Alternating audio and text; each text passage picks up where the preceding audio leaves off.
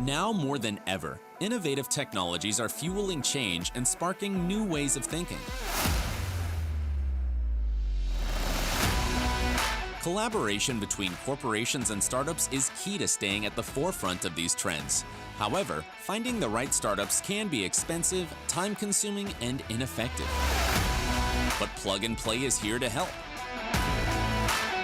As a corporate partner, you will gain access to a whole ecosystem of innovation. Discover startups that meet your tech interests.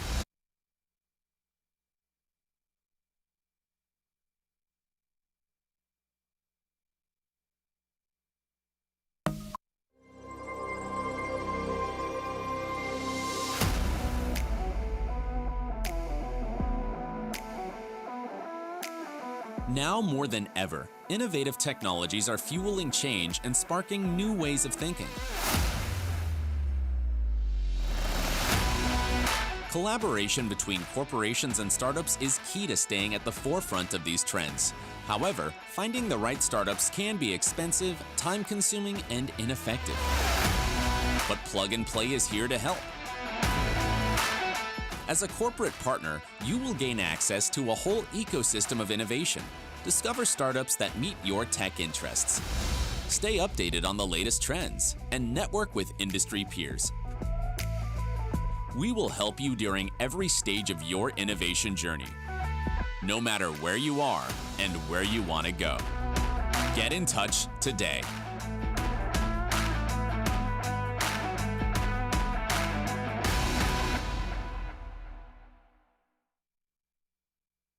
Good morning, everyone from California, and good evening to our partners and guests from Europe. Merce Drilling Energy Steiermark team, welcome. And welcome everyone to our event of the year, Summer Summit, where we will be featuring Batch 8 of energy startups. For those of you who don't know me, I'm Marie Lundbeck, Senior Partnership Manager in the Energy team, and I've been with Plug and Play over the past 3 years. So we are very excited today to feature 15 amazing startups that have been selected to the program from the list of top 100 startups by our corporate anchor partners. But before we start with the startup session, we have invited for you 4 amazing panelists to talk about energy innovation and reaching net zero emissions by mid-century. And I will introduce our panelists later on. After the panel discussion, my colleague Milad Malek will take over the stage and he will be moderating our startup pitching session. Each of our startups will have around 4 minutes to present their technologies. We won't be taking any Q&A during that time. However, we encourage you to use the networking time on Attendify platform to connect with your favorite startups directly. You also have a chance to vote for your favorite startup, and we will be giving out Audience Favorite Award later on. And after the startup session, we will also announce the Corporate Open Innovation Award for this year.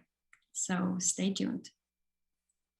And as you can see here, Attendify platform has this amazing feature called the virtual startup booths, under which you can connect with our startups directly, review company overviews, and connect with their team members via Meet Now button. The Meet Now is Attendify's feature that allows you to have one-on-one video chat with startups in their booth. So all the startups in the audience right now, please make sure that your Meet Now button is activated under your profile. Besides connecting with startups, you'll also have a chance to connect with the broader innovation community and all of our attendees today. So under the community tab, you can search the profiles of all summit attendees. And under the partner tab, you can see the list of our energy corporate partners. You can learn more about them and also connect with their innovation team members. So whenever you'd like to come back to the agenda, you can find it under the live stream button You'll see the latest agenda and all the recordings from today and previous days. So now that we are all familiar with Attendify, I'd like to share some exciting news on the things that our energy team has been working on over the past 6 months. Firstly, I'm very happy to announce that we have launched the energy program in Japan with 6 founding corporate partners. And they have already accepted 11 startups to the program. You'll have a chance to see those startups during the Japanese Expo in September. Secondly, I would like to give a very warm welcome to our newest corporate member, Impex Corporation, which is one of the largest oil and gas exploration companies in Japan, has joined Plug and Play family and the energy programs both in Silicon Valley and in Japan. So welcome, Impex. Thirdly, as you know, the energy team has been really focused on doing energy-related investments over the past 3 years or so. And we were happy to see that Plug and Play was listed in the top 50 of the most impactful climate tech investors globally a couple months ago. And with that, we're happy to share the news about our second exit from the portfolio, Ensemble Energy, that is developing predictive analytics solutions for renewable energy power plant operator, has been acquired by Spark Cognition. So congrats to Ensemble Energy and Sandeep's team with their new journey. And with that, I would like to come back to our main topic today, which is innovation in the energy space and reaching net zero emissions by mid-century. Despite the decline of emissions, a slight decline in emissions in 2020, the global energy-related emissions stayed around 30 gigatons, which contributed CO2 reaching its highest annual concentration in the atmosphere. And that's alarming news considering the effects of climate change that we see and feel every day in different parts of the world. For example, longer lasting and more intense heat waves in California that in return contribute to a more severe drought and potentially wildfires. So to reach the carbon neutrality by 2050 is nothing short of a momentous task. It requires a massive deployment of technologies like renewables, energy storage solutions, EVs, EV charging, energy efficiency solutions in buildings, and so on. For example, for solar, it is equivalent of installing the current world's largest solar park roughly every day, according to the International Energy Agency. However, when we look at the total investments in the energy sector, we've seen that those have taken a small dip in volume in recent years. However, good news is that the VC investments in the energy sector have risen significantly over the past 8 years. So we've seen that more money pouring into these new technologies. And when we look at the stage of startups that have raised investments, we can see that VC investments increased both for early and later stage deals. Now, most of the reductions, CO2 emission reductions through 2030 will come from technologies already on the market today. However, in 2050, half of the reductions will come from technologies that are currently in prototyping phase, according to the International Energy Agency. And that is why it is very important to back those early stage startups right now today. And this is something that Plug and Play and our corporate partners are very much committed in doing. When we look at the startups that our corporate partners have selected to the program, Batch 8 of Energy, we can really point out three major trends. First and foremost, our partners are interested in technologies that help them reduce costs and increase efficiency.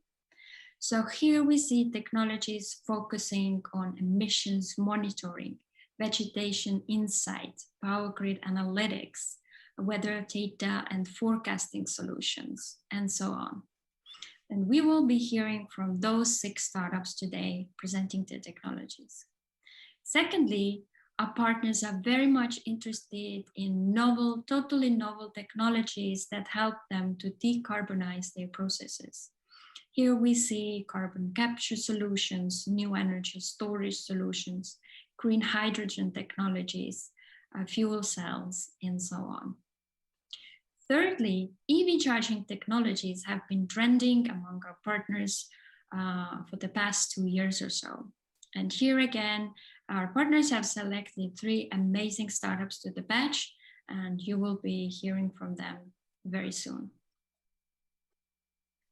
And with that, I would like to say a huge thank you to all of our corporate partners in the energy program in Silicon Valley. This program would not be possible without you, and we are very happy to see your commitment in working with those novel technologies.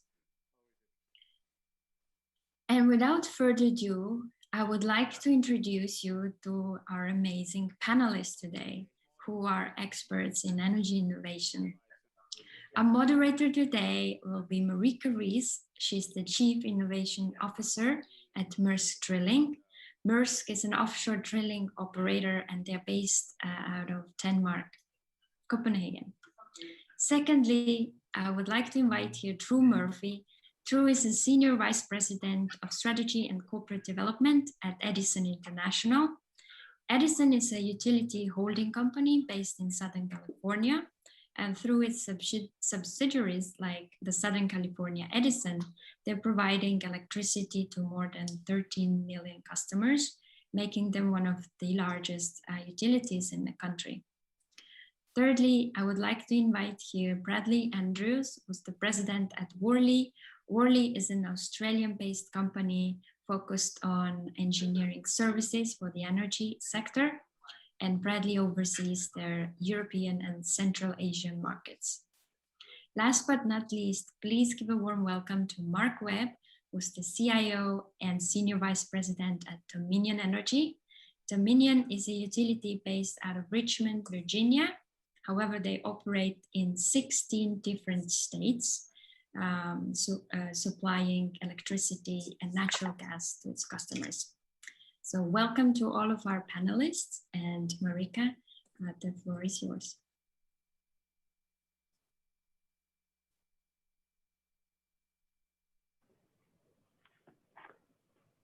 Welcome, everyone. I'm so thrilled to be here today as moderator of this interesting panel with this very interesting 3 participants. And Mars was very kind to introduce all of us already, but before we get cracking to all the questions that I have prepared for the panelists, it would be really good to get a very short introduction of each of one of you's companies and what role innovation plays within your company. So Mark, as the other Chief Innovation Officer on this panel, together with me, would you like to start? Sure, I'll be happy to. Thank you. I'm Mark Webb with Dominion Energy. For those of you who don't know, Dominion Energy is a United States-based utility company. We operate in 16 states, deliver electricity and natural gas to more than 7 million customers. At our company, the role of the innovation officer and the innovation group is we try to transform our culture. We're looking for new technologies that we can use to improve our performance, efficiency, and customer experience.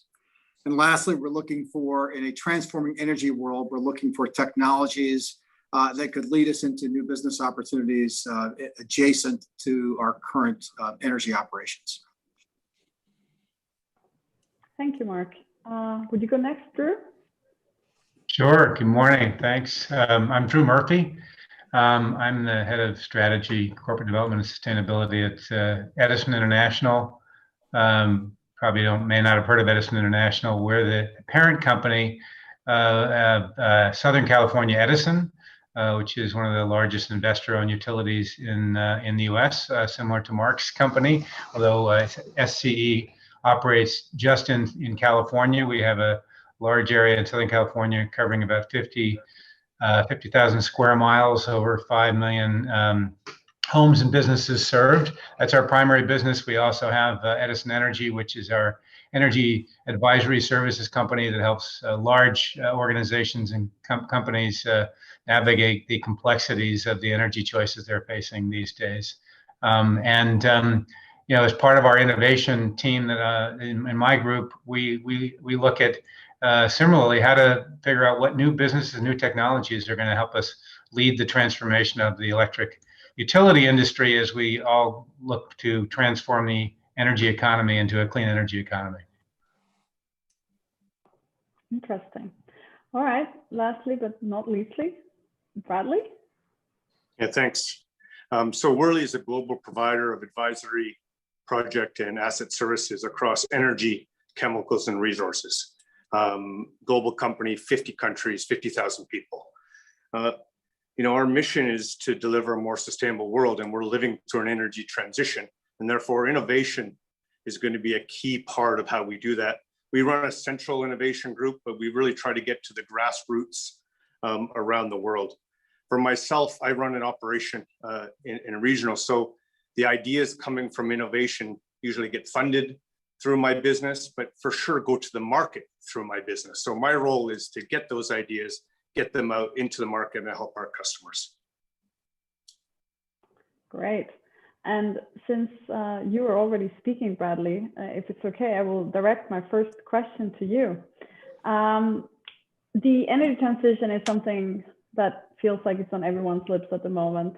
There feels like there's new reports coming out about the transition and how fast it goes or not fast it goes every other day. At least that's how I feel. But it would be really interesting to hear what's your view or your holistic view on the energy transition, and what does that mean for your company? Yeah, sure. I'm probably a little bit more sensitive to it. I'm based in London, and over the last few weeks, we've had, the G7 here, the G20 finance directors. We have COP26 coming up in Glasgow. So it seems like we're at the center of these discussions. And what I'm getting from that is the politicians and the leaders, the industrial leaders of the world, they're really working on the why and the what. I think everybody agrees on the why. And there's lots of discussions is what is the energy transition? What are we transitioning from? What are we transitioning to? How we're going to get there? And so for our company, we actually focus on the how and the who. And I think, as us in industry, startups, corporates, the scientists, the engineers, we're the ones who have to come up with the pragmatic approach, the pathway to get there. And so we're really focusing on how we're going to get to where we need to go and who needs to be involved. And then where are we best positioned to make that happen? The energy transition is going to have a lot of ebbs and flows as we go through this. And we're trying to be as agile as we can, staying close to the market, staying close to what's happening in the regulatory environment to understand where we can best play and best add value. Cool, thank you. Kind of building a little bit on that, so how do we make the energy transition happen? I was kind of linking it a little bit to your, Drew, and your role of being the one who's supposed to catalyze and find these new business opportunities for your company. Within the energy transition, which are those opportunities that you and your company is really focusing on to make the transition happen? We're focused on really focused on a couple of things. We view that this is actually an economy-wide issue that has to be, we have to sort of cooperate widely to solve.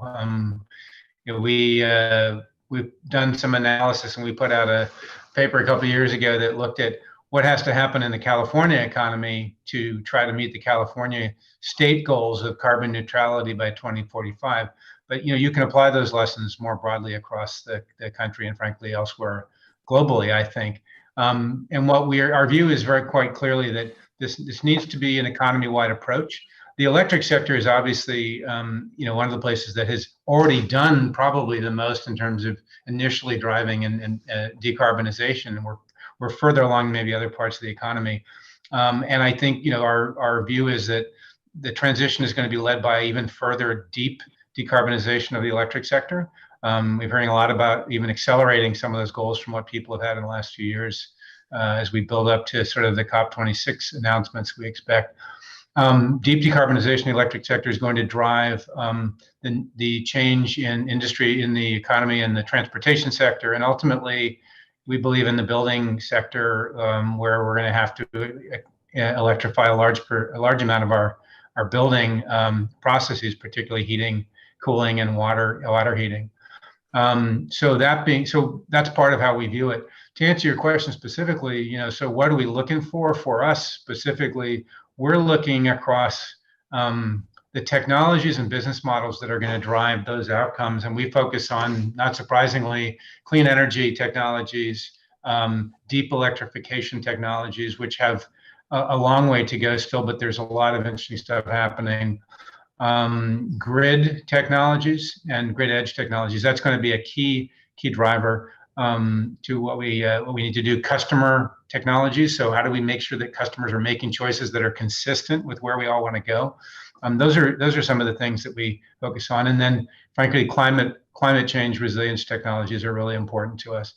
What I would say about what we're really looking at is that tying all that together, we think that right now there's a lot of the technologies we need that exist that already will make it feasible to get to these decarbonization net zero goals. But there are some areas where there's still new technologies that are needed, and I think that's what's going to be most interesting is areas like carbon capture. We'll talk more about, and areas about like low carbon fuels, where I think there's a lot more interesting work to be done. Probably storage, where I think we'll see more developments, things like that. So anyway, those are the kinds of things we're looking at. Very cool. Then I will direct this to Mark, because you mentioned that within your unit, you do look a lot around tech for new opportunities. Is it similar to what Drew is mentioning, or are you looking at other things?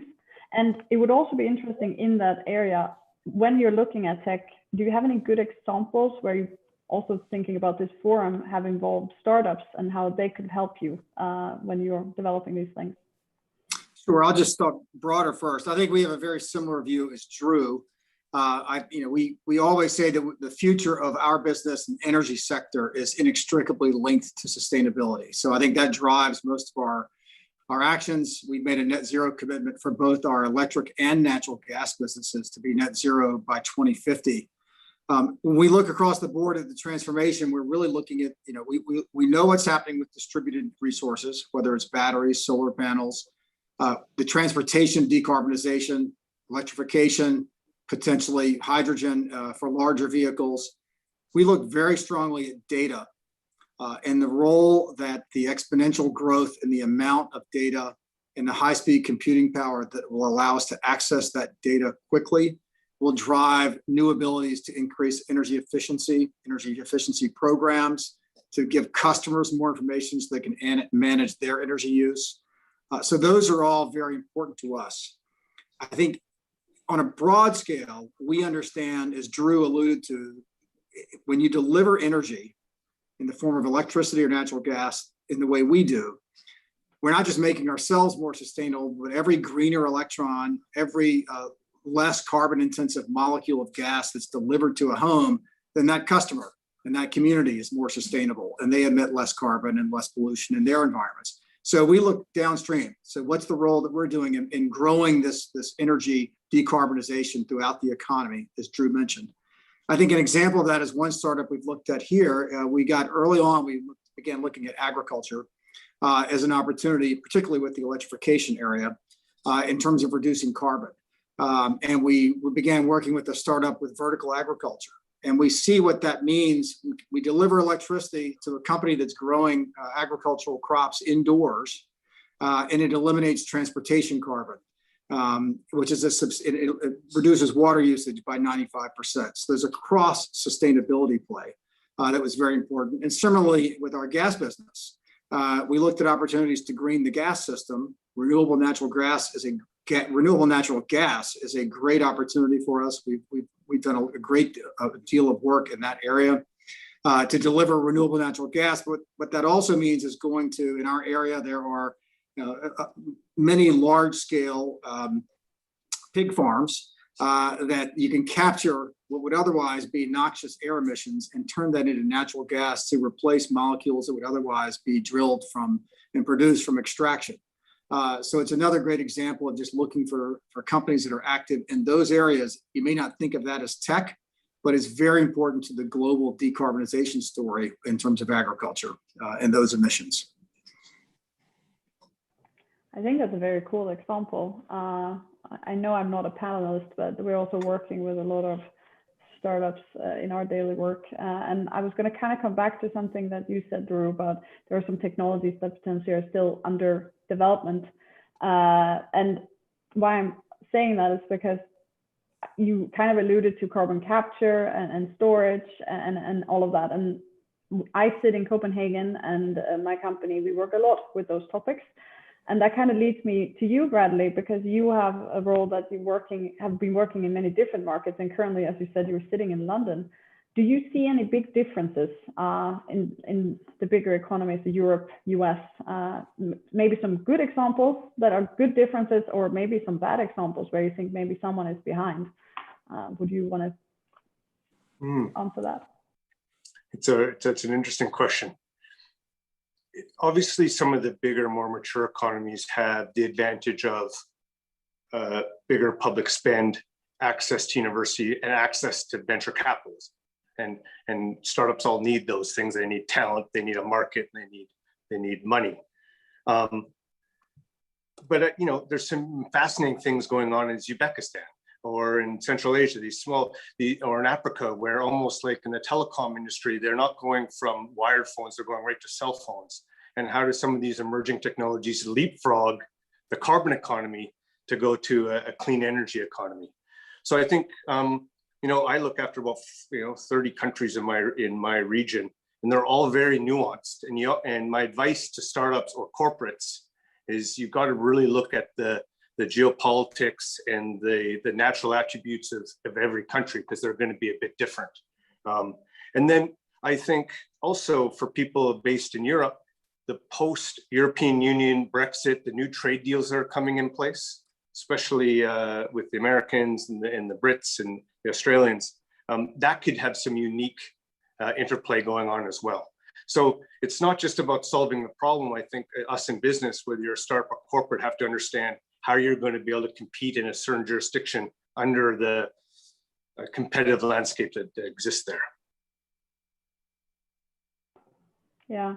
And I'm also a firm believer that there are some topics within the energy transition that we really have to come together to be able to solve. And I think within some of those, say, for example, carbon capture and storage, making sure we have similar carbon pricing and regulations. Otherwise, it will be very difficult to actually be able to do those things. And I was kind of thinking a little bit what Bradley were talking about, different countries, and we might think a lot about the developed world. But Drew, do you have a view on, we're working a lot on these, we're talking a lot about Europe and the US and all the great stuff we do to create clean and cheap energy for that part of the world. But there's also a big part of the world that today is still big need of fossil fuels. And there's not a lot of people working on making sure that they can also have that clean energy. Do you have a view of how we balance that? And maybe if there's something within your company you're thinking about or not?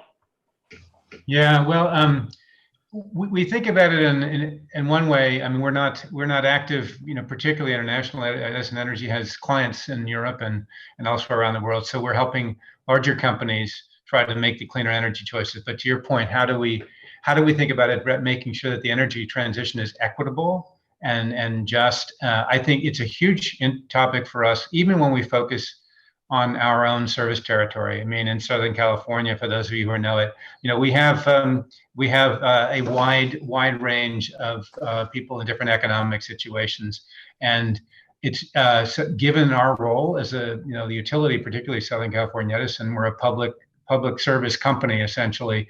When we have to serve everyone, we need to make sure that we're helping the state and helping the independent sort of commercial actors designing the best ways to get clean energy itself and the clean energy technologies affordable into everyone's hands. So that's something we focus a lot on in our own service territory, and particularly in California. What I would say, to answer your question, how do we think about that more globally, more broadly? I absolutely am convinced that the innovation that we are doing here in the US, especially our industries and Mark's and mine, and particularly with that kind of public service mandate, to try to make sure it's accessible, we can drive innovation and we can drive commercialization of technologies that are going to actually reduce the cost of producing clean energy and storing it in a way that's efficient and effective. And that can be used across the world. So I think that's the role we play, is frankly, in California in particular, we are leading in many ways. We've been at this a long time. And we take it very seriously that what we do here can be used other places to actually help make sure the clean energy transition is affordable and actually has a sort of an economic equity component to it. So that's how I would think about what we're trying to do, frankly. I don't know, Mark, if you want to chip in on that, or if there's something that you're doing within your company to also make it equitable for everyone. I would say it's very similar to Drew. I think from an equitable standpoint, we really focus on our customers. We have a very wide array just in the United States. We serve some of the wealthiest counties in the country in Northern Virginia to some of the poorest in rural parts of South Carolina and in parts of Virginia. That look very different. And we have to make sure that all customers have an equal access and equal opportunity to clean energy, and that while we maintain it, the reliability, that it's essential to them being able to live the lives they live and enjoy the work that they currently enjoy. And we have to ensure that all of that remains affordable at the same time. But like Drew, I think that it is by pushing the envelope here on new technologies, and advancing new clean energy technologies, sustainability, the effect of that will be, as I think Bradley referenced earlier, that countries now don't build out a telecom network with copper wires. They go right to cell phones. And you can see the same thing happen with the energy revolution as we develop new ways to advance solar panels or batteries, that the centralized grid that's so critical to the intensive energy needs that we see here may not be necessary in certain other parts of the world where the energy needs aren't quite as intensive and don't have the same level of expectation. Good, thank you. Then I have I think a big question to all of you. Whoever wants to answer first is allowed to jump in. But I think we're all agreeing that, and we're all working on how do we make the energy transition happen as smoothly and as fast as possible. But many people also arguing that it's not going as fast as we would like. What, in your view, is the biggest blockers of making the energy transition as smooth and as fast as possible?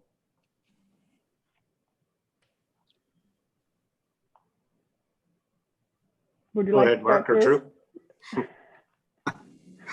I'll take a stab. I think it's having reasoned expectations. And understanding the entire scope, making sure people understand the entire scope of the energy needs of the global economy. It's not just electricity. It's not just transportation. It's heavy industry. The energy spectrum is so wide and so deep, and it's provided the civilization as we know it today.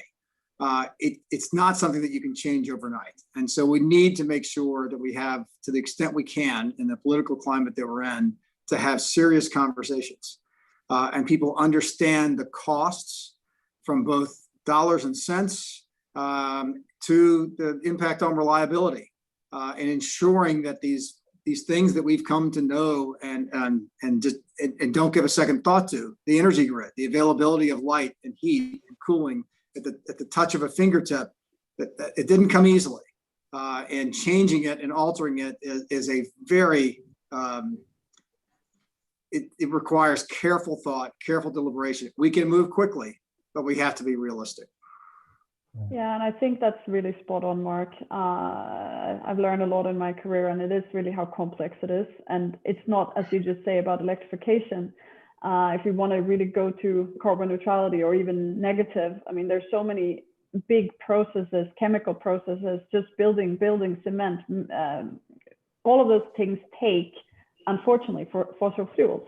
So being able to then either replace that or come up with carbon capture where you can maybe make it neutral, it will take time. So it is difficult. But I jumped in here. Drew or Bradley, would you also like to answer the question? Maybe I'll jump in. Oh, go ahead.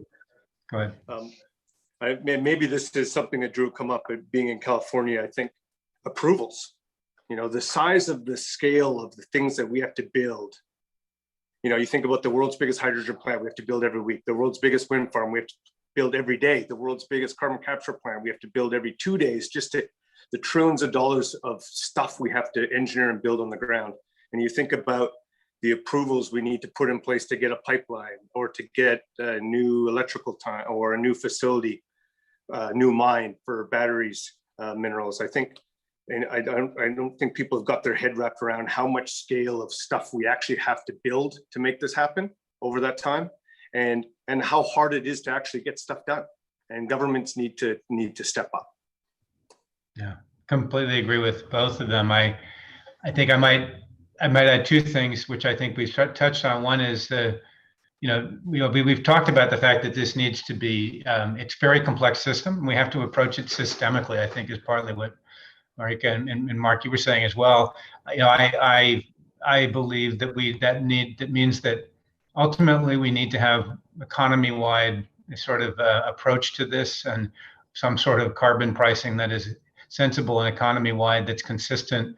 I believe, I think would be the enormously helpful, not just nationally, but globally, for us to do what we want to do. That's, I know, a big lift, but that is the only thing, if you have to take a systemic approach. So that's one thing, is to really think about, putting the market drivers in place that are not just going to one industry or one particular part of the economy, but are broader.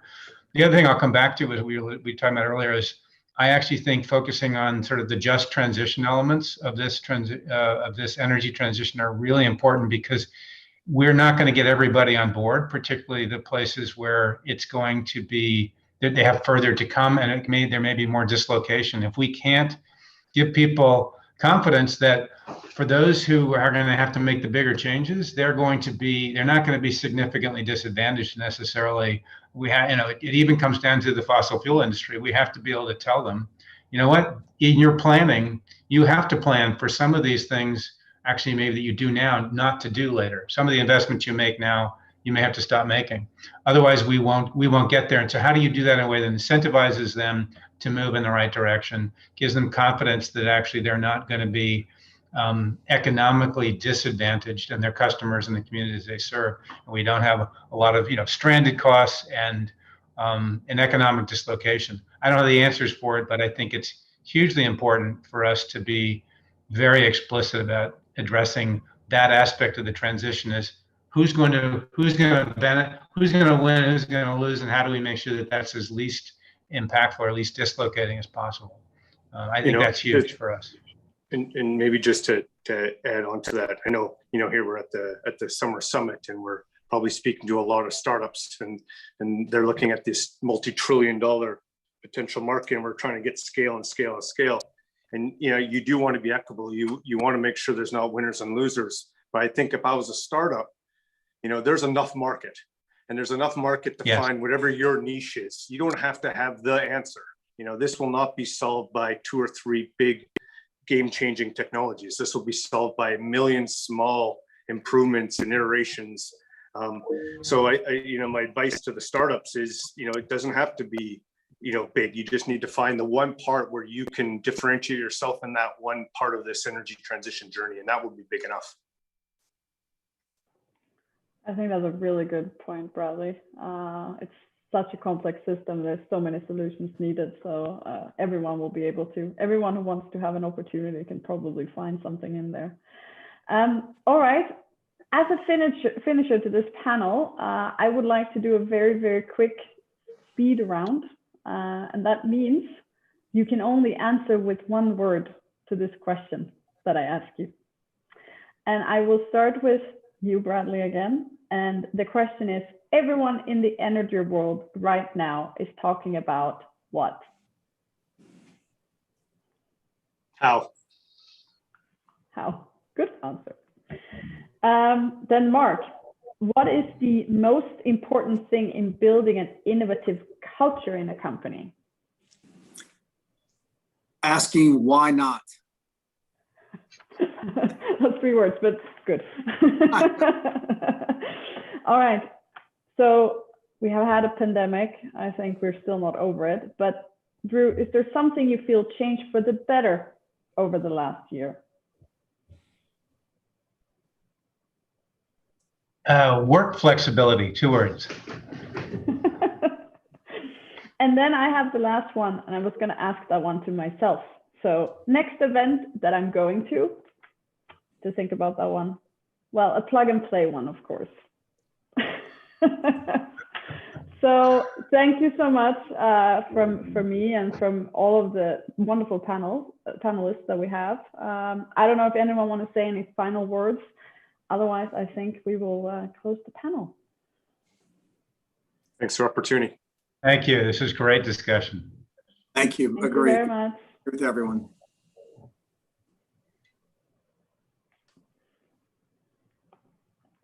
Thank you to our panelists, and thank you for Marika Reis from Drilling for moderating this session. And I think we will have very exciting and transformative years ahead of us where the energy companies will play a key role. Some of the keywords I took out of this discussion include electrification of agriculture, transport, buildings, and the technologies that our panelists were looking include like grid edge technologies, carbon capture, green fuels, storage, data, and data around climate change, resiliency, and so on. And I think that's a good segue to our next session. We will be seeing our startups, and I would like to invite here my colleague, Milad Malik, Senior Ventures Associate, who will be emceeing our startup session. Thank you, Marit. Appreciate the introduction. And yeah, once again, I'd like to thank our wonderful panelists for the discussion. It was pretty enlightening and a good way to start the day over here on my side in California. So in terms of today, I'd like to start off by just going through a bit of the agenda. Basically, we'll start off with our first batch of companies focused on energy analytics and also EVs. We'll then get into a case study between our plug and play batch company, Konectcity, and one of our partners. So stay tuned for that. Pretty exciting stuff at the end of this first batch of companies. And then after that, we'll conclude with a next batch of companies on sustainability and future energy. And after that, go to networking. So I definitely encourage everyone to stick around for the networking portion as well. Think of some good questions maybe you'd like to ask the founders directly of these companies. And in addition, while we're going along with these company presentations, keep in mind that we're also collecting votes on the top startups. So you should be able to, in the platform, select which company presentation you were most impressed with or you like the most, and we'll be announcing the winner on our LinkedIn afterwards. So make sure you're following us there. So with that, I think that's all of the agenda fully described. We're ready to kick it off then with our first company, Rebase Energy, and presenting is the CEO, Sebastian. Hello, my name is Sebastian. I'm the CEO and co-founder of Rebase Energy. So this is yesterday's power system with quite large scale, centralized generation units and stable load profile. But the energy system is changing rapidly. We're going to a system with much more complexity, with intermittent renewables, increasing weather dependency and volatility in the system, and also distributed energy resources being integrated into distribution and behind the meter level, adding even more complexity. It's not possible for human operators to optimize the system top down, but we need a bottom-up approach. Therefore, we see that we need smart agents that optimize the system in a bottom-up fashion. So Blue New Energy Finance and Energy Web Foundation has estimated that by 2030, $2 trillion will be invested in the distributed system. This is 2 to 3 times as much as all the investment that are done in the centralized system today. Here's where Rebase comes in. So we provide a solution for this transition. So in the Rebase Data Hub, we aggregate energy relevant data sets and provide them in a unified API. In the Rebase Toolkit, we have an open source Python-based SDK that provides an easy way to iterate, deploy, and backtest machine learning algorithms from state-of-the-art libraries. This is our business model. So it's quite simple. It's an API business model for the Data Hub and a software as a service business model for the toolkit, where we charge a recurring fee, fixed fee, and adding a fee for the number of simulation or forecasts. One of our customers is Tibber. Tibber is using our platform basically to do 2 things.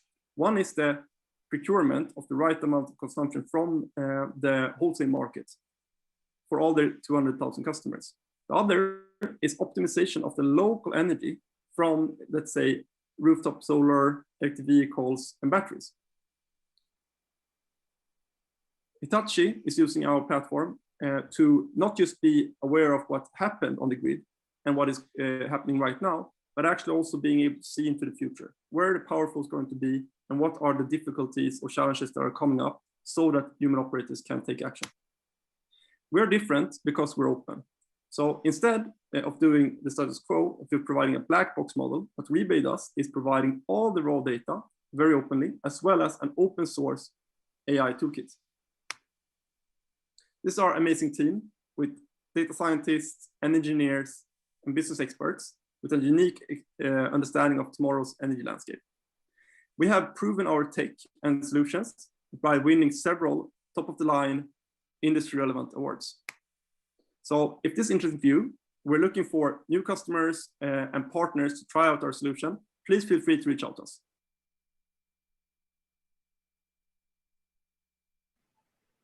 Great, thank you. That was an incredible presentation. And we're ready for our second company, Hive Power. Presenting is Gianluca. Hi, everybody. My name is Gianluca Corbellini, and I'm the CEO and co-founder of Hive Power. At Hive Power, we provide a digital platform served to energy retailers, ESCOs, and grid operators to optimize their asset management.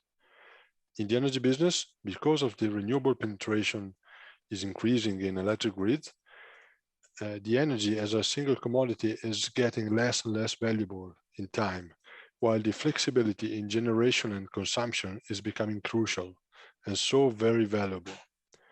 Our solution is provided as a software as a service for smart grid analytics, and it works as a flexibility orchestrator. So basically to aggregate several different assets for our customers as a holistic technology platform to access new revenue streams. Our flexibility orchestrator acts in the modeling, forecasting, and optimization of the operation of flexible assets. These assets include commercial HVAC systems, industrial flexible loads, smart charging, and vehicle-to-grid for electric vehicles, through electric vehicles or directly through EV chargers, storage batteries, which can be used for multiple purposes, distributed assets such as heat pumps or boilers, through gateways or directly through smart meter infrastructure, and last but not least, also hydropower plants. So all these assets can be operated for single users, aggregated in markets, or even inside energy communities. We now have a good traction with relevant international customers such as Toyota, Terna, the Italian transmission system operator, and 4 Swiss utilities. We are now establishing relevant international partnership. In particular, we have a strategic partnership with Capgemini to deploy our solution in European markets, and a technical partnership with Enerbrain, a scale-up active in energy efficiency projects. We are now focusing integrating a wide list of technical and commercial partners worldwide.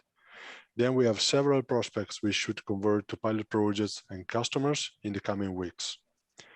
So we're very open to tell you more about our solution and our ongoing fundraising in the networking session. So please meet us. Thank you. Thank you for that presentation, and I really like your background as well. Our next company is Sinewatts, presenting as Shiba.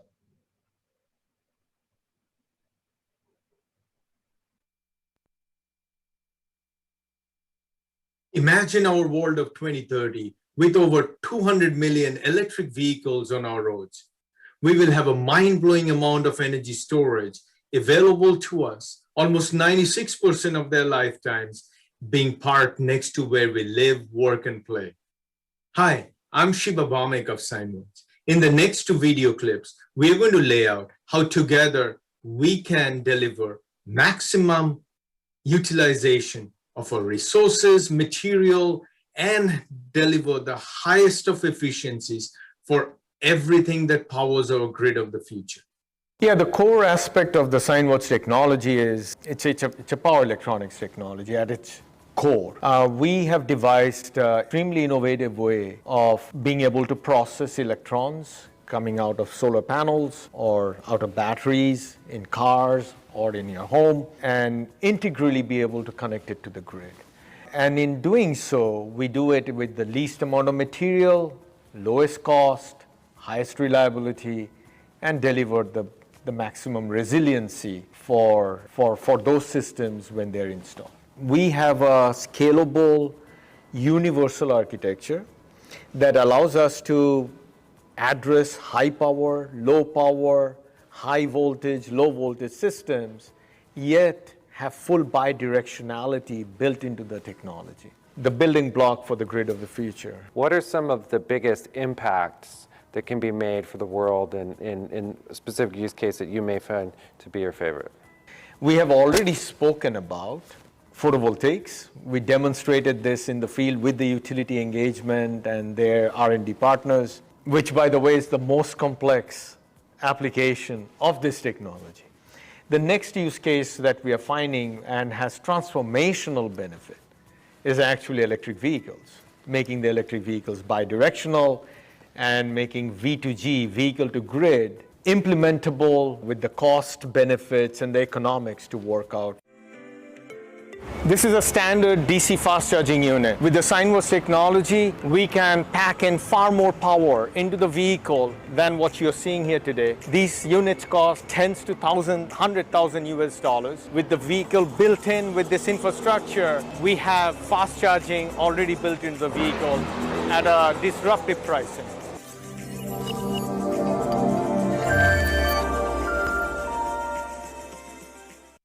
Now imagine the endless possibilities and the monumental benefits of building our grid of the future right into our vehicles of today and tomorrow. Together, let's accelerate driving energy forward.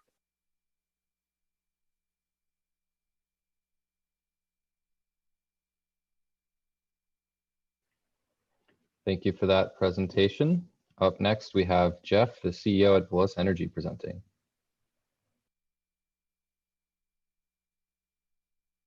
Hi, I'm Jeff Wolf, CEO of Veloce Energy. We're enabling the electrification of transportation. We're using new, innovative grid edge infrastructure to accelerate the deployment of EV charging stations.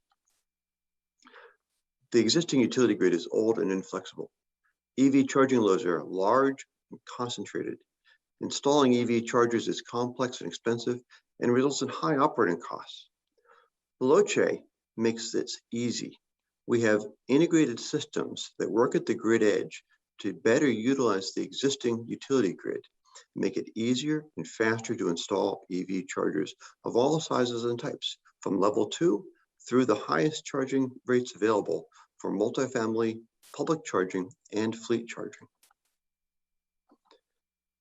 Our system, the ev.energy storage system, and the Fast Connect overhead power and communications distribution system work together on the charging island to reduce the cost of installation and design by 50% and the cost of operations by 30% by letting us work with smaller existing grid connections behind the meters and able to deploy any kind of EV charger by basically plugging them into the overhead system plugging the battery into the overhead system, expanding the battery as needed as the utilization rates change, and even changing the chargers out as needed easily and quickly to future-proof the system.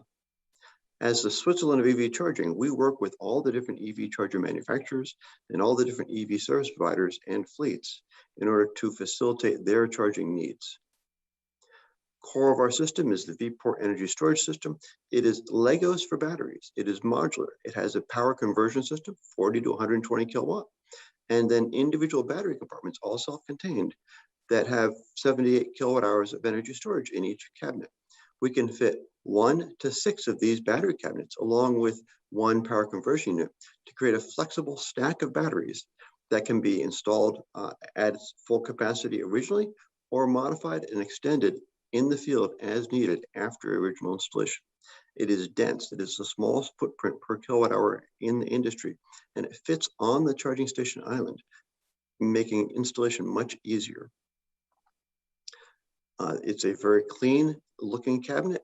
It doesn't have the normal stuff on the sides that you see in the top. All the air conditioning is enclosed.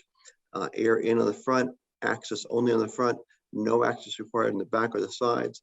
Airflow out the back only, so we need a small clearance for that.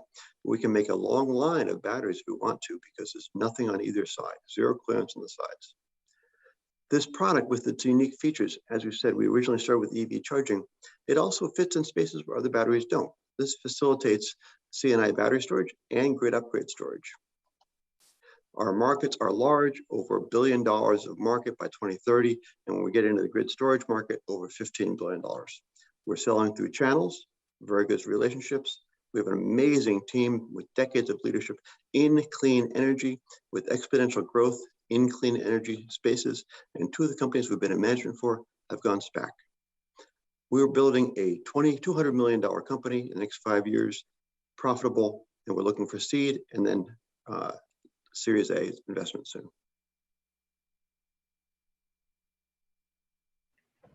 Thank you for that presentation as well, Jeff. Our next company is ev.energy, and presenting is Nick.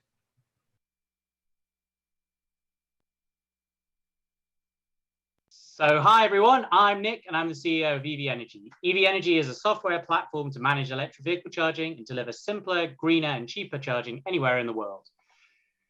Everyone is excited about electric vehicles. By 2030, there'll be 250 million vehicles on the road. But the most challenging thing about owning an electric vehicle is charging. Customers ask us, how do I charge my car at home? Which tariff is greenest and cheapest? How much will it cost? And how do I charge on a long road trip? And managing charging is also painful for utilities. Over 80% of charging will happen at home, and everyone comes home, plugs in their car straight away during the early evening peak in electricity demand. This is bad for 3 reasons. Firstly, peak charging is bad for the environment. Secondly, peak charging is expensive. And lastly, peak charging is complex for energy networks to manage. At ev.energy, our vision is to make electric vehicle charging greener by aligning it with the availability of renewable energy on the grid, cheaper by taking advantage of the best electricity rates and selling services to the grid, and fundamentally simpler. Our users come home, plug in, and ev.energy handles the rest. Our solution has 3 parts. Firstly, our software platform connects to energy utilities and networks anywhere in the world. This enables our partners to control and manage charging against any number of requirements. Secondly, we integrate with multiple cars and chargers. Through APIs, we can control charging and make it happen at the cheapest and greenest times. Lastly, we have a highly rated app that's loved by a growing base of over 20,000 users, 80% of whom who smart charge with us regularly. For example, Graham Cooper, the director of EVs at National Grid, trusts the app to control his charging day in, day out. Our app can be fully white labeled too and deployed in a matter of weeks. Our core focus is on home charging, where 80 to 90% of charging happens. But by using our software, you can deliver a service that covers all the touch points of an EV consumer wherever they charge. To get to EV drivers, we distribute our software in 2 key ways. Firstly, we license our software to utilities and vehicle OEMs. And secondly, we offer our ev.energy branded software direct to end customers and through our partnerships with charger manufacturers. We are different from the competition in 4 ways. Firstly, we are software only, which means we can deploy rapidly and we aren't locked to one hardware vendor. Secondly, our focus is on the home, where 80 to 90% of charging will happen in the future. Third, we are customer obsessed And finally, we are aligned to utilities and see the energy sector playing a massive positive role in the decarbonisation of transport. Over the past 2.5 years, we've grown from a technology proof of concept to serving over 20,000 users and 16 energy companies and winning numerous awards. For example, our software is being used by Silicon Valley Clean Energy in California right now. Silicon SPCE deployed our white labeled app to offer greener energy to their customers. And in the UK, E.ON launched the UK's smart charging tariff called E.ON Next Drive. Customers get super low cost charging if they enable smart charging powered by ev.energy. So if you share our mission to deliver greener, cheaper, and simpler electric vehicle charging, we'd love to discuss how we could help.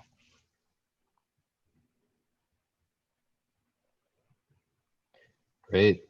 Our next presenter is Rob, and let's listen into his company, Sinewatts AI.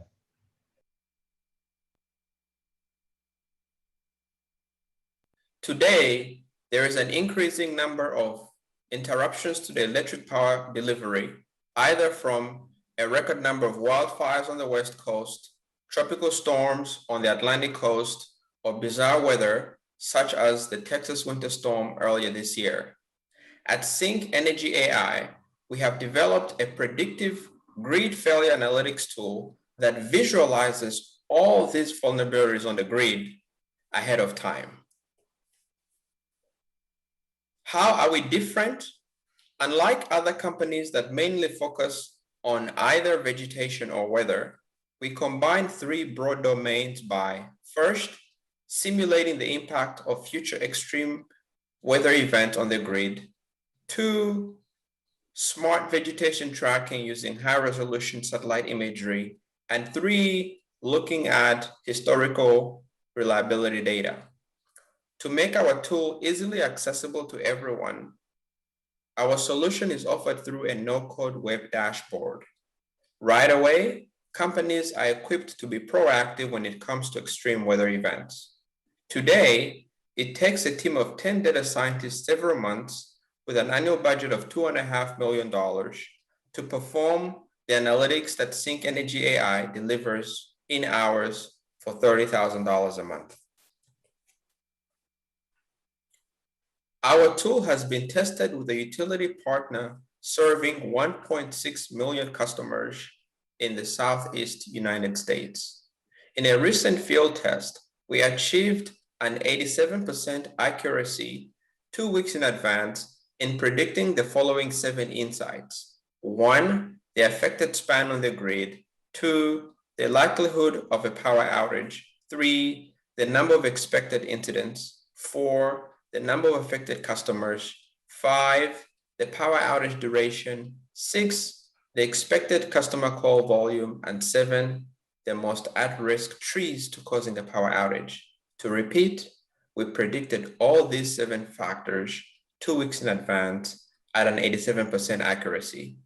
We are now focused on looking for opportunities to customize this solution for other corporate partners. What is our impact in the marketplace? Our goal is for every energy company, every insurance firm, and every emergency response organization to achieve the ever-elusive goal of less risk, less spend. Here's my contact information. Please get in touch if you'd like to learn more. Thank you.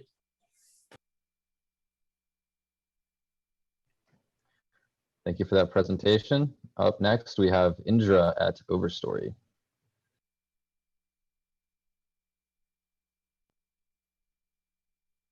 Hello everyone, I'm Indra Den Bakker, CEO and co-founder of Overstory. Vegetation intelligence is critical to mitigating the climate crisis and preparing for new risks. One of the main causes of wildfires is vegetation growing into power lines, causing massive sparks and fires as a consequence. And this is because utilities don't have access to accurate, real-time and predictive vegetation data at scale. Utilities spend between several million up to $1 billion per year on vegetation management alone. It's often their largest line item on the operational spend. So also smaller utilities in Delaware and Colorado spend several million per year on vegetation management.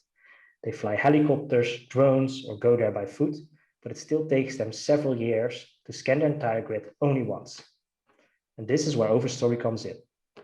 By using satellite data, we can scan their entire network every day.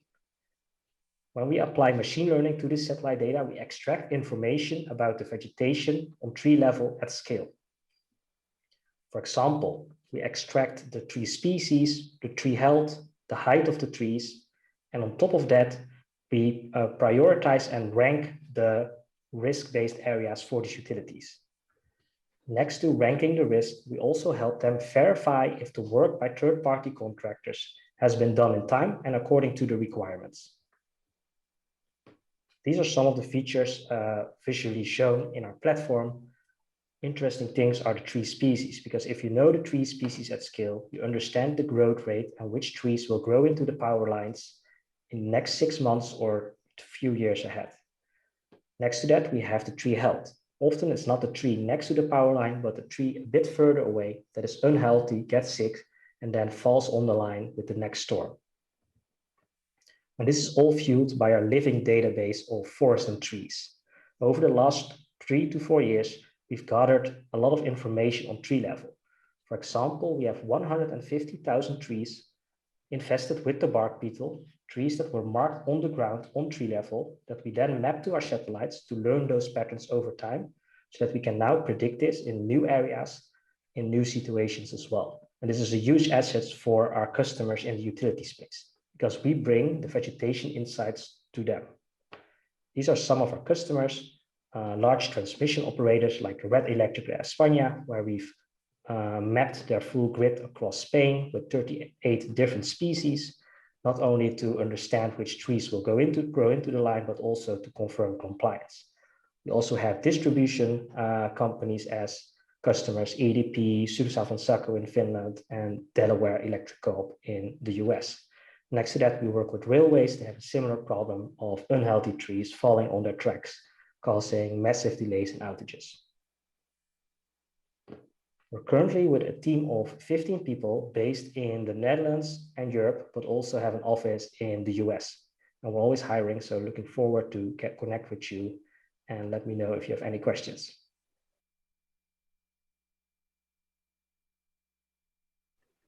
Thank you for that. Appreciate that one as well. So with that, we've actually wrapped up the first set of companies focused on energy analytics and also EVs. And I'd like us to all take a moment to listen into this case study between Konectcity and Kojima.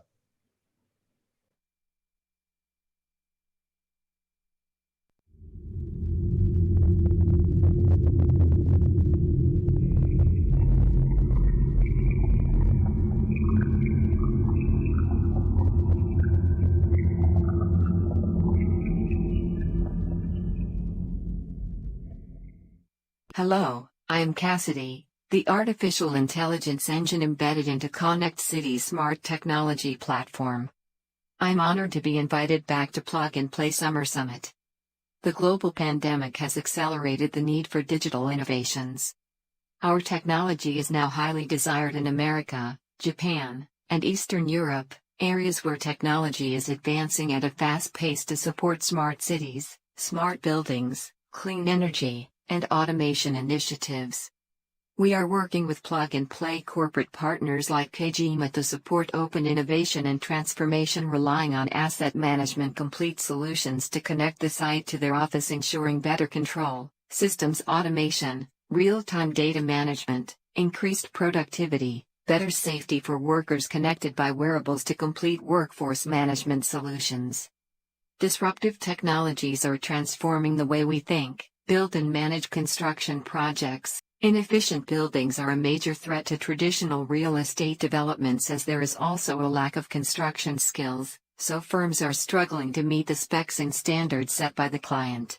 Integrating all technologies used in the field on the same platform and BIM models help deliver quality output.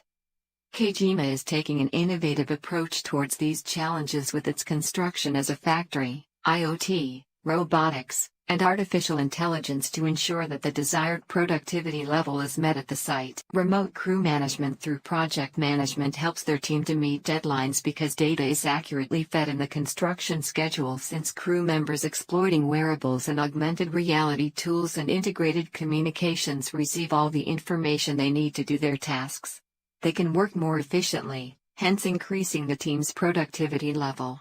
And when more is done, projects are finished on time and accurately to get another work, hence improving profitability levels. Holding on to outdated technology can affect a project team's efficiency.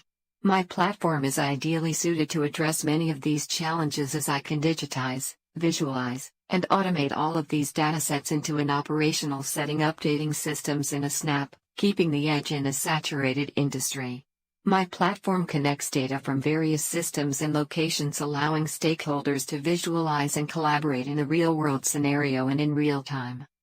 Aggregating surveillance cameras, project management software, drones, and all data from the field, project managers can manage a project remotely with the new offered capability of handling more projects at the same time regardless of the distance. My platform acts as a control center, offering access globally, whilst offering the most stringent protocols of cybersecurity. The highest levels of efficiency and profitability are achieved by combining systems automation, artificial intelligence, augmented reality, big data, and machine learning under my single geodata fusion core. To support these global goals for clean energy, my platform integrates any number of data sets into a single platform, with multiple layers in a real-world representation, on a cartography map layer that operates in real time. From all data layers, you can visualize in 3D and have complete control of all the data at your fingertips. You can turn on and off all the critical layers by simply tapping on the screen. There are several ways to visualize and analyze data, tapping on the individual sensors to view the solar panel data and the smart meter readings. Switching from one location to another is easy and fast. Here we are switching to a building nearby and check on the PM10 air monitoring sensor and the data trends. Now let's take a deeper dive into the data for commercial buildings within the disadvantaged communities in Santa Monica as we drill down to the solar panel potential for the Amazon building. From here we can switch to an AutoCAD and 3D view of the buildings and the streets. We can monitor field sensors inside and outside, since buildings are responsible for 40% of greenhouse gases. Tracking their energy consumption performance is crucial. Buildings also have a huge impact on sustainability through energy and material use. Buildings consume 50% of the energy and 75% of the electricity that flows through the U.S. economy. The unique capability of our platform is the ability to migrate from legacy systems and the many disconnected verticals to a single data core with multiple layers, offering integrated control. One single all-encompassing ecosystem-enabled environment simplifies the task of managing risks, enhancing workforce productivity and better space utilization whilst meeting green goals. Having a more insightful overview of how the building is operating and used makes it far easier to implement maintenance at the right time, delivering a more comfortable experience for its occupants. Whilst I can control many parts of our platform, let me introduce you to the team that controls me and my artificial intelligence. To learn more about them and Konectcity technology, please visit our website. www.konectcity.com. Cassidy, out. Wow, it's pretty incredible to see the amount of progress that they've gotten in such a short amount of time there, and this looks like a pretty fruitful collaboration with Kojima as well. So up next, we have our second set of startups focused on one of the main topics from our panel this morning as well, which is the future of energy and also sustainability. Before we get into that, I'd like to remind everyone once more that we're going to have networking at the end of these startup presentations, so make sure to stick around for that. And also keep in mind which of these presentations is your favorite, because we have that voting box as well on the platform to choose which company you think did the best, and we'll be announcing that on our LinkedIn after the ceremony. So with that, let's kick it off with the next company, Planetary Hydrogen. And presenting is Jason. Hi, my name is Jason Vallis, and I'm the Director of External Relations at Planetary Hydrogen. Our company was founded in 2019 with the sole purpose of creating a highly scalable and cost-effective solution to address the climate crisis. We are on a mission to remove massive amounts of carbon dioxide from the atmosphere while fueling the transition to a low-carbon society. Our negative emissions hydrogen technology captures carbon directly from the air and stores it safely in seawater chemistry while countering local ocean acidification. Negative emissions hydrogen can be used today to reduce the carbon intensity of traditional fuels by up to 50%. And when combined with biofuels, it enables the production of carbon negative fuels necessary to decarbonize sectors such as marine shipping, aviation, and heavy industry. And when factoring in the value of carbon credits generated in jurisdictions with a low carbon fuel standard, we can produce green hydrogen at a fraction of the current market rate. So how does it work? There is a natural geochemical process on Earth that balances the concentration of carbon in the atmosphere over time. Rain combines with carbon dioxide in the air, forming a weak acid which reacts with alkaline rocks to form bicarbonates. These bicarbonates are washed into streams and rivers and eventually find their way into the ocean. Every year, around 1 billion tons of carbon dioxide is captured and stored in the ocean through this process.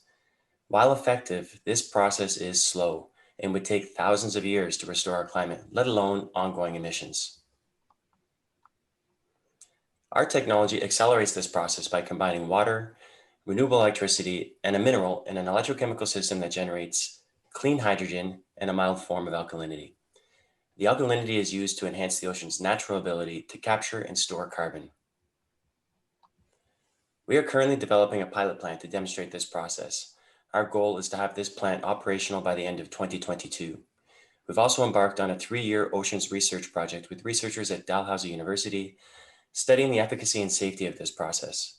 The team is actively recruiting scientists and researchers interested in expanding the knowledge of ocean alkalinity enhancement as a means of restoring ocean chemistry while combating climate change.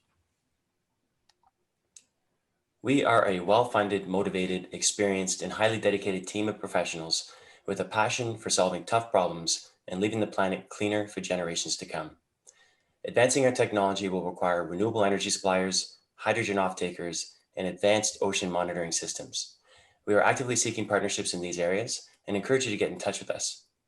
Thank you to the Plug and Play team for putting on this event and the amazing program over the last couple of months, and for everyone else for watching. For more information about our activities and partnerships, please contact me at jason@planetaryhydrogen.com. I look forward to hearing from you. Exciting stuff, Jason. Up next, let's go straight into Tim's presentation at Proof Energy.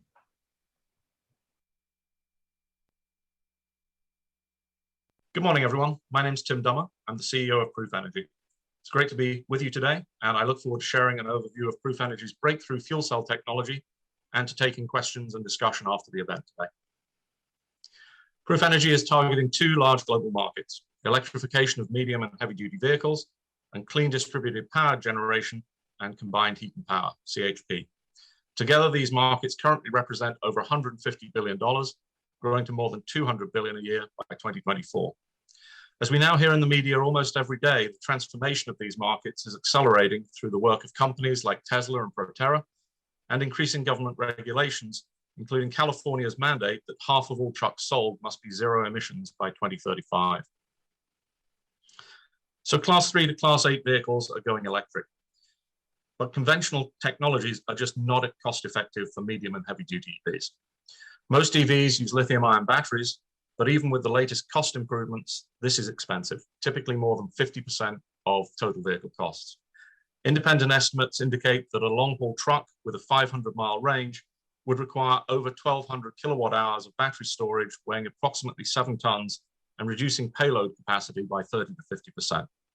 Conventional fuel cells also face significant cost, performance, and infrastructure issues. Now I'm going to tell you how we're going to solve this problem. Proof Energy is headquartered in Fremont, California, and is commercializing fuel cell technology developed at the Lawrence Berkeley National Lab. This technology will revolutionize the use of fuel cells in both transportation as well as distributed power generation applications based on the optimum balance of performance and cost. Proof Energy is commercializing solid oxide fuel cells using metal-supported technology. SOFCs are the highest efficiency of all fuel cells, with efficiencies over 60% for fuel to electricity and over 80% for fuel to energy, electricity plus heat. Our technology also addresses key problems of other fuel cells. In particular, the stainless steel construction is 10x less expensive than ceramics. Our metal-supported cells are strong and vibration tolerant, even impact resistant. And Proof Energy cells can operate using a wide variety of fuels. Even more importantly, Proof Energy fuel cells are low cost. They're designed around a standard scalable 50 kilowatt stack module and enable up to a 95% reduction in battery capacity and costs for medium and heavy duty EVs. A standalone business case, even without government subsidies. As mentioned, Proof Energy fuel cells are fuel agnostic. They can use hydrogen fuel as it becomes increasingly available, cost-effective and green. In addition, they can use other low-cost fuels that are widely available today, like ethanol or methanol, as well as ammonia or natural gas. These are hydrogen carrier fuels with significantly higher energy density than compressed hydrogen, making them ideal for transportation. We expect our systems and the fuels they use commercially to be tailored to local fuel availability and cost in different regions. For example, ethanol in the US and Brazil, methanol in China. Today, our preferred fuel is bioethanol, as the crops grown for biofuel production consume more CO2 than is produced by ethanol-powered Proof Energy fuel cells, resulting in a carbon neutral cycle. Thanks for your time today. Please join us on our journey to replace diesel engines and eliminate up to 10% of global greenhouse gas emissions. Thank you. Thank you for that presentation. Up next, we have Gabriel at Ecolectro.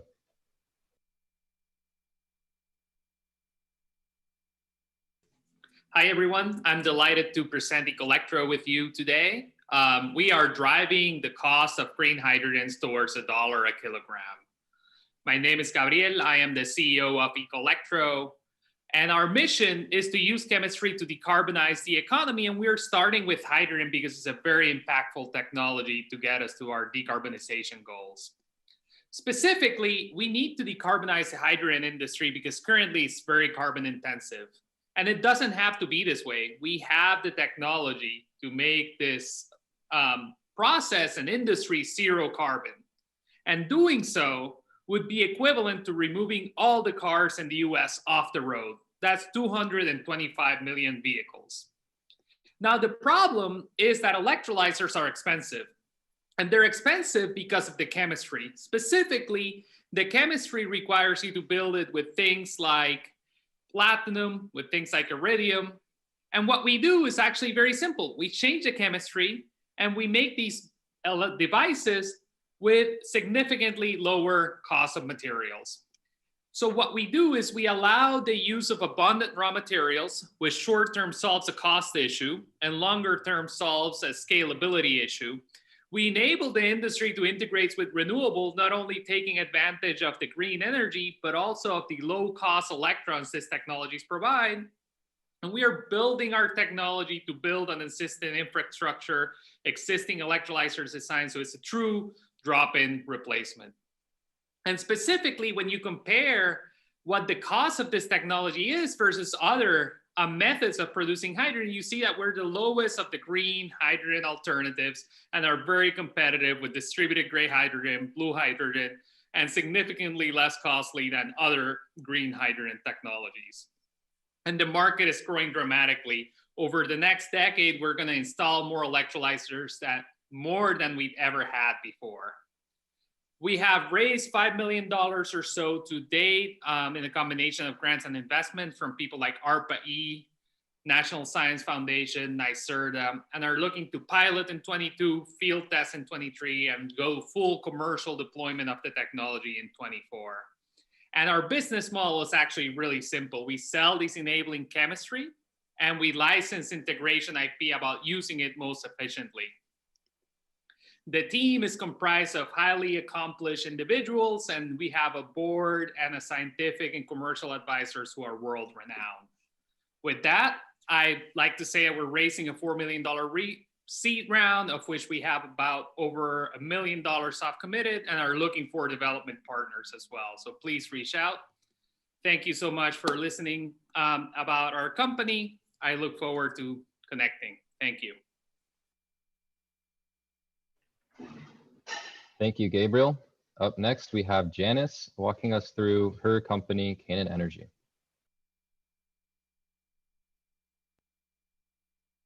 Hi, everyone. My name is Janice Tran, and I'm the CEO and co-founder of Kanin Energy. Did you know that 58% of energy consumed at industrial sites is emitted as waste heat? That's the issue that we are tackling today. Kanin Energy is a clean energy company that transforms industrial waste heat into emission-free baseload power at no cost to the facility. In fact, we actually pay them. This is how our business model works. In the status quo scenario, an industrial facility, let's say a refinery, emits waste heat as part of the process. This waste heat is simply vented into the atmosphere and wasted. What Kanin does is we take that waste heat and run it through an organic Rankine cycle turbine, which converts the heat into electricity. The tech is off the shelf, so you don't have to worry about it not working. And the electricity is sold back to the host to offset their utility bill or sold to the grid. And the revenue is split between the host and Kanin Energy. What makes us different is our ability to perform end-to-end development and provide financing. Kanin Energy provides the engineering, design, construction, and operations so that the industrial host can focus on their core competency, which is usually not making electricity.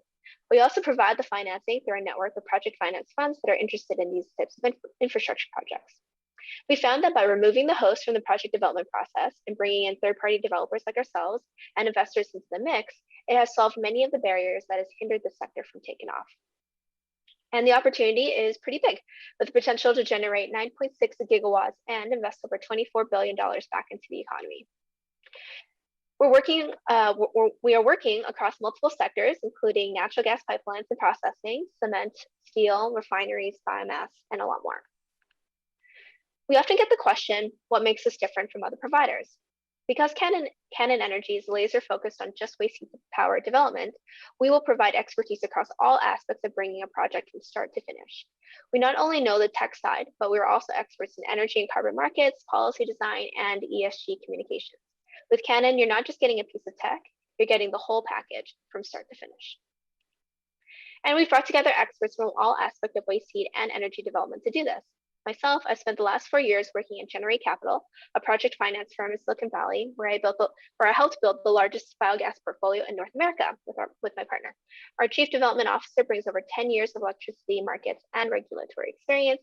Our chief technology officer and director of engineering have over 12 years of proven experience in designing, developing, and constructing ORCs for various applications across North America, with over 50 megawatts and 2 million megawatt hours of electricity production to date. Now, the past few months at Plug Play have been incredibly valuable. The workshop, advisors, and connections have all helped us grow our business. But what's next? We're looking for industrial partners who are interested in turning their waste heat into something valuable. So we're looking for large industrial partners that are interested in emissions reductions and want to reduce their energy costs and improve resiliency. So let us know if that could be you. Thanks again for your time, and we look forward to speaking with you at the networking event shortly. Thanks. Thank you for walking us through your company's story. Up next, we have Abhijit at Electro-active.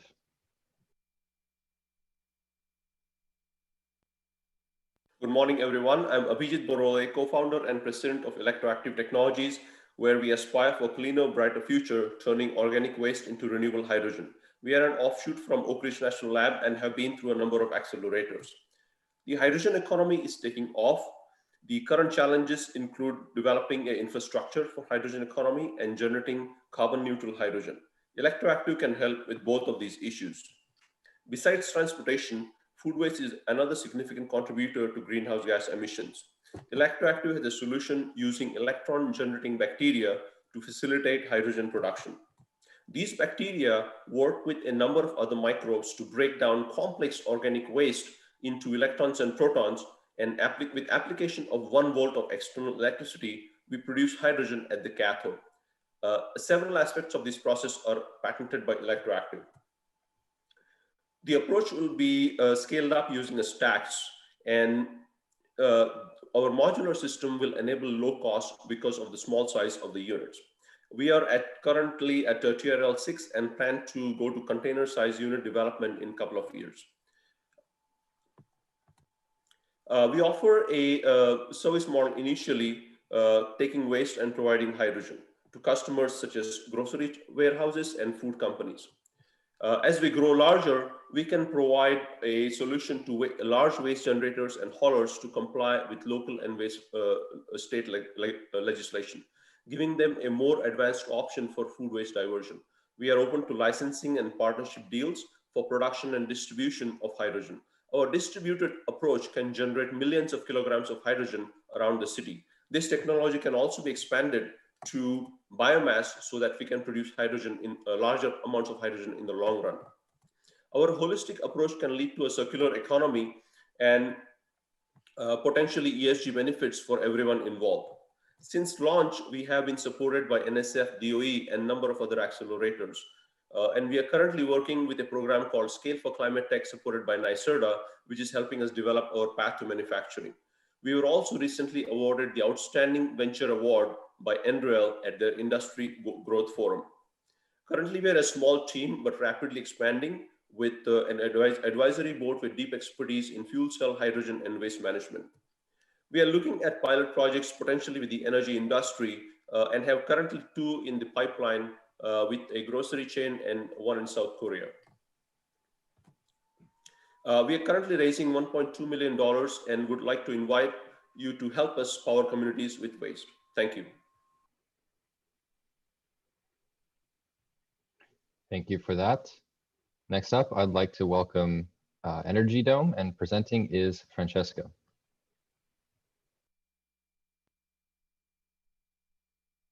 Hello, everybody. My name is Francesco Oppici, and I'm the Business Development Manager of Energy Dome. And I'm here to talk to you about our technology.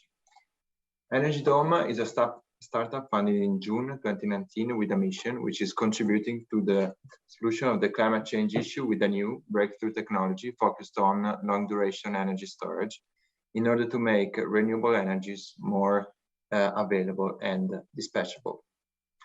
Our technology is called the CO2 battery. This is a closed thermodynamic loop that uses CO2 to store energy efficiently and cost effectively.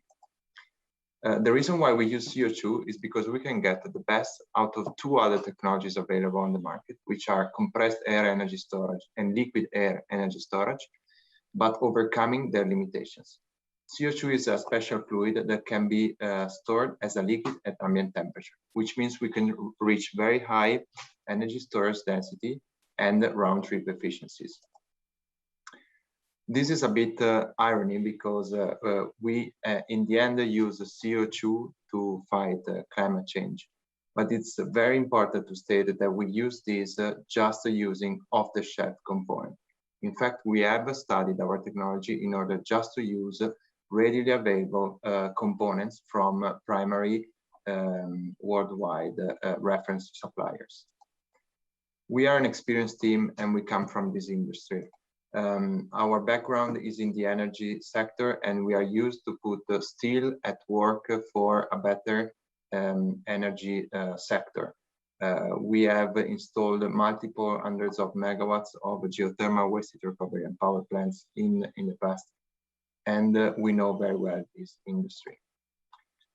Summarizing the advantages of our technology, we offer to the market a highly competitive levelized cost of storage for duration between 3 and 16 hours, a round-trip efficiency of more than 75% with no degradation over time, for long project lifetime of above 25 years without capacity degradation over time, a system that can deploy anywhere without any site dependency, and based on reliable off-the-shelf equipment.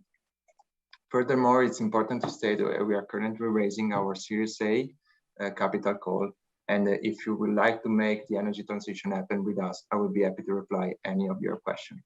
Thank you very much for listening.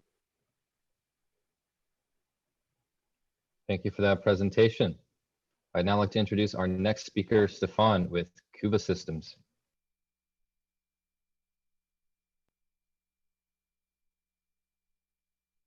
Kemper, the CEO of Kuva Systems. Methane emissions from the oil and gas industry cause almost as much climate change as cars. 4.5% for the oil and gas industry and 7% for cars. Oil and gas investors and customers have taken notice and are now focusing on methane emissions. This takes 2 approaches.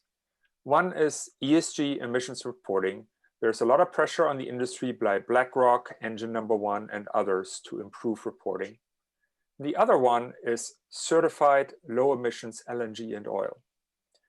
there is an emerging market and a willingness to purchase at a premium low emissions LNG and oil, specifically for European and Japanese buyers, and increasingly also here in the US.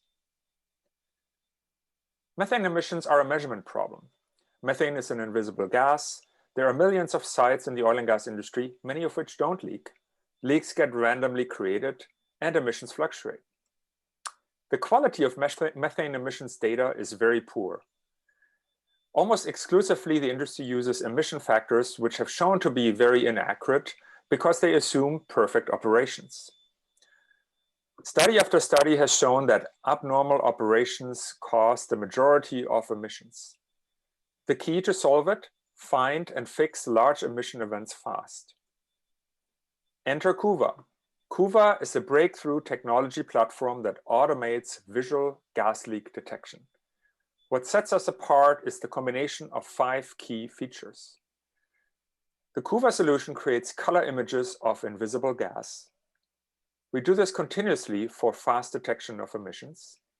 We automatically detect and alarm.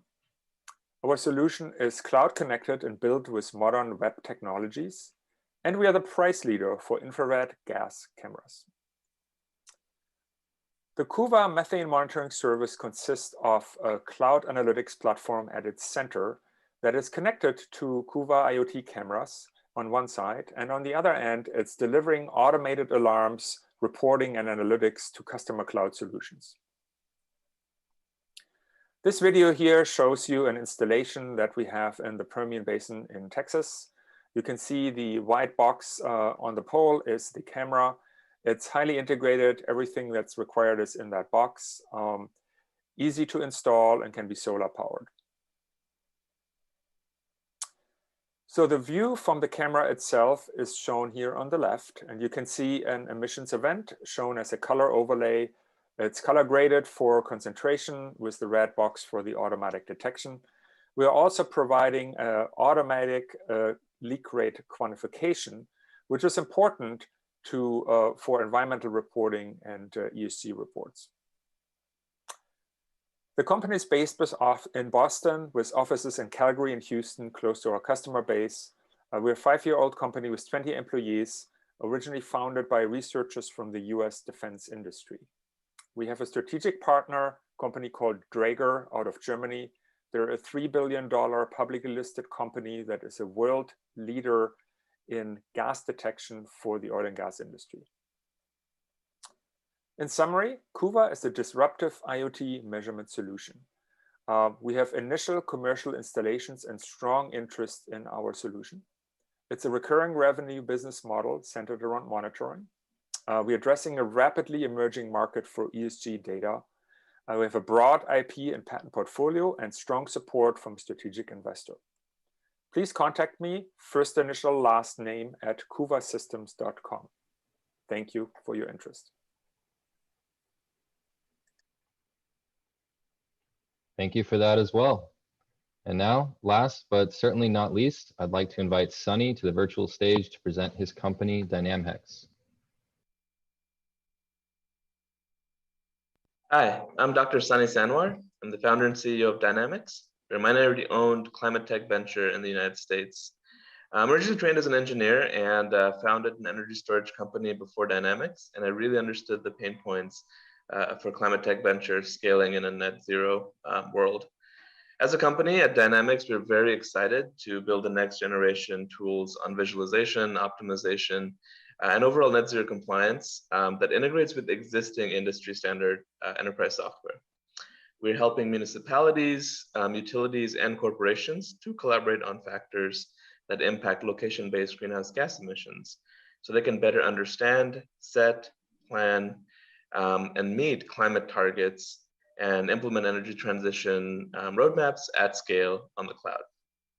We introduced decarbonization as a service. It's a platform where we deploy deep learning algorithms and AI on very granular data sets to enable greater optimization of very complex energy assets while meeting climate and emissions targets. Our technology merges carbon accounting and asset level remote sensing to identify, analyze, and prioritize recommendations that maximize emission reductions while minimizing costs and risk. Best of all, it is tailored to each asset owner and the community. So we're very specific to the idiosyncrasies of our customers, different asset configurations. Utilities, communities, and corporations are using Dynamhex to start decarbonization and electrification projects upon very personalized recommendations that the platform has suggested. And we do it in a more trackable way so that decarbonization KPIs can be better measured. We provide the blueprint and the overall framework by bringing the complex geospatial, economic, and satellite data to our decision makers on demand. As cities, corporates, and utilities globally are setting goals to reach net zero carbon emissions targets and navigating the energy transition, Dynamhex helps them take the next step as quickly as possible by using data to break down the climate goal into very specific measurable pieces, and then showing how each one of those pieces should be implemented and by whom. We power US cities, with community-wide targets on greenhouse gas emissions, as well as Fortune 100 companies with corporate emissions footprinting. We're providing our customers with the building blocks to create a living, machine-readable climate action plan on the cloud. We're very excited for the role we play in this emerging scene. Come join us. Thank you very much.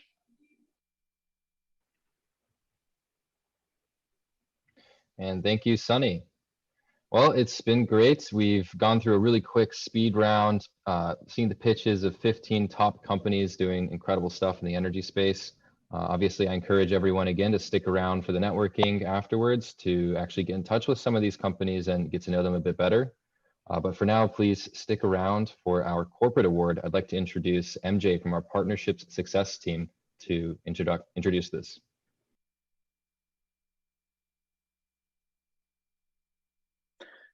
Thanks, Malad, and hi, everyone. My name is MJ, and I am on the Partner Success team here at Plug and Play.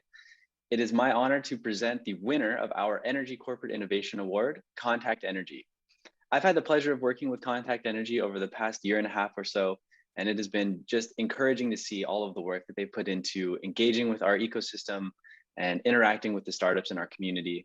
They've had some really great successes over the past year or so, working with 2 to 3 different companies and working towards some pretty big commercial engagements that are really impressive. And they're a very fast, very nimble company, and they've just had some great successes. So they 100% entirely deserve this award.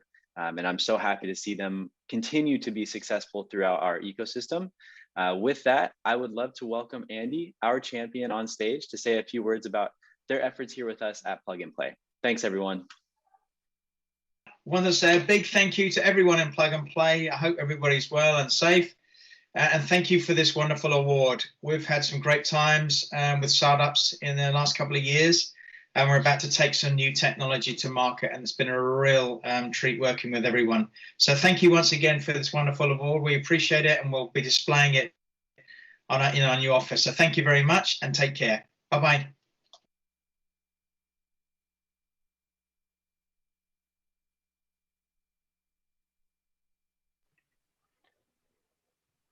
Great job.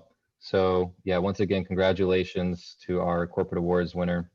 And now, of course, I'd like to encourage everyone again to vote on the top startup. We'll be announcing that winner shortly on our LinkedIn, so make sure to follow us there. And let's go on over to the networking session.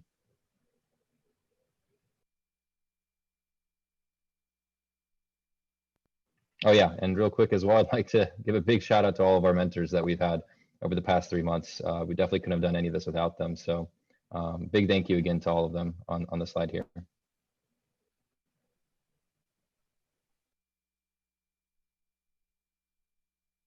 How do you track your team's innovation efforts? However that is, we've got an easier way. Let us introduce Playbook. Playbook is Plug and Play's innovation software. It is an exclusive tool only available for our ecosystem's corporate partners. With it, you and your team will be able to browse your curated startups database, create, discover, and rate lists of startups, track your engagement, pilots, and investments, analyze data from the tech ecosystem, organize private sessions with select startups, and so much more. Hundreds of corporations count on Playbook to empower their innovation journey. Get in touch to start using Playbook today.